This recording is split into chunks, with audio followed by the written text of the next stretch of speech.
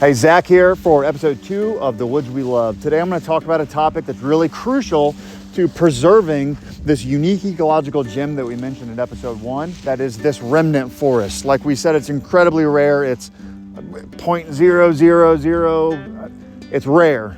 The fact that we have this remnant forest right here on school campus on flat land in Marion County.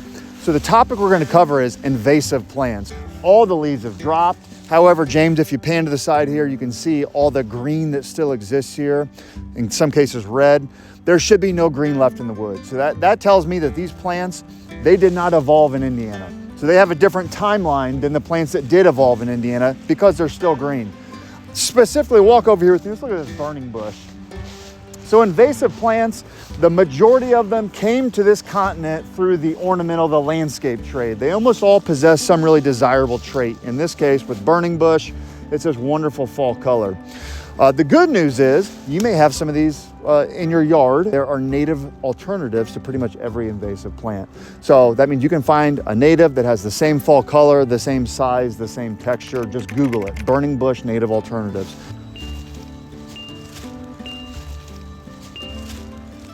If you do have one, you may be thinking, well, I love my burning bush. It's not an issue on my property. It's not spreading. Well, here's the issue.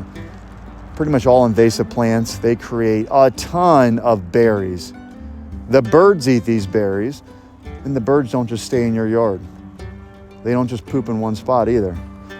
They fly over the orchard woods and poop all over the orchard woods. They fly over Holiday Park and Murat Nature Preserve, and that's literally all these plants you see in here started with a bird poop. So this is what the EcoOwls have been primarily working with Mrs. P to tackle, invasive management, because we have a very unique community of plants here as a result of this being a remnant forest. Every year that we don't manage these invasive plants aggressively, it's threatening this plant community and it's displacing these native plants. So we hold quarterly invasive removal weekends. We promote those in the newsletter, and we need your help. We need volunteers because, as you can see, there's a lot of work here. It's not a simple task to just eradicate all of these invasive plants. So keep your eyes peeled in the newsletter. We'd love to have you out. Hopefully we've empowered you to potentially make some different decisions in your own yard as well, choosing native alternatives to these invasive plants. So we'll see you on the next episode of The Woods We Love. Peace.